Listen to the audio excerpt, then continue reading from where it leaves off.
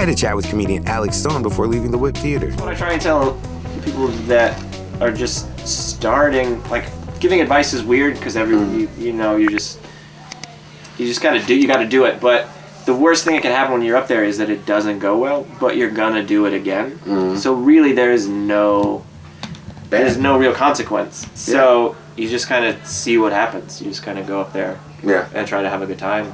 That's like what's great about Chicago is that there's so much stage time.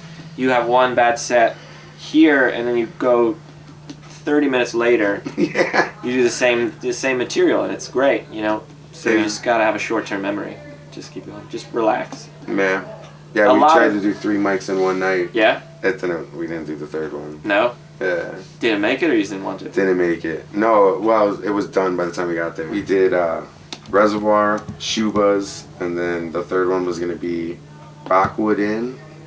Yeah, Rockwood. Yeah. And we got there, it was over. I sat in mics for like 3 hours getting bumped. When I first moved here. It's all part of it. You just got to put in the time and just be patient. That's crazy. What was your first mic? Here? In Chicago? No, in general. In general, I started in Cincinnati, and there's a comedy club there, Go Bananas. And I mean, that was like my first everything. That was the first time I got on stage. The first time I got on stage was they do like a funniest person in Cincinnati contest. And I just went online with my mom, actually. We just Googled comedy clubs in Ohio, and that contest came up, and we just signed that day, signed up for it. It went well enough that I got to the next round somehow, and then just ate shit. So you said you were in a band, or you were in a band? It wasn't terrible, but I did it. Did you ever play with your band like in front of people? Like, did you get twice? Yeah. Okay, so you did get rid of some of your stage fright before you became a comic. Yeah, a little bit. Because I'm noticing I don't have any I have stage fright because I don't hear laughter, so I get nervous. But I don't have that regular stage fright from being on stage so many times. Were you in a band? Yeah. You get stage fright when you don't hear laughs.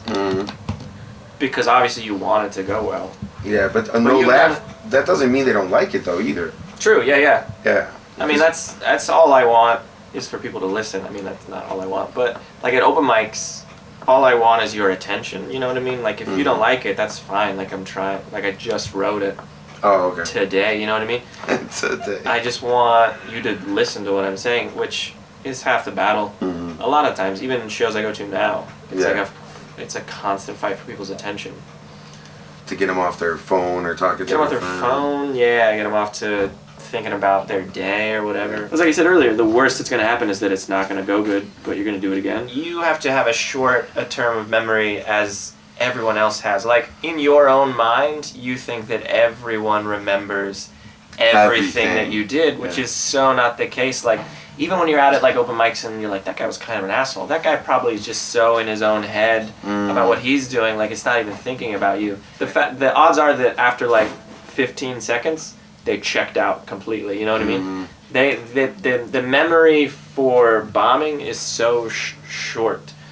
When people start to pay attention to you is when you start doing well. You get to like exist under the radar, unless you are like atrociously bad, like you're like just off the fucking deep end crazy. Yeah. People will remember that, but like just a guy or a lady working on some stuff, I mean, people don't pay attention. You know? Yeah.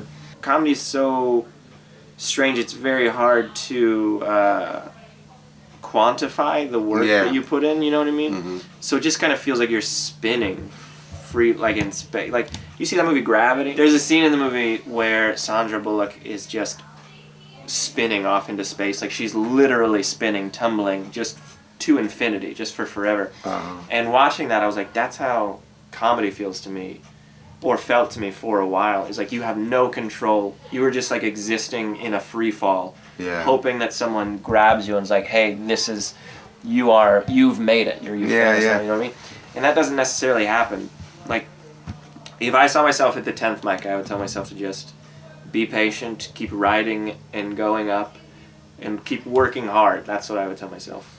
I think for a while I didn't work as hard as I needed to. I think I thought that, you know, that hand would come and be like, your turn, which isn't true. I mean, you have to put in the hours, you have to put in the work, you have to sit down and write and do everything your own, because no one's going to do it for you.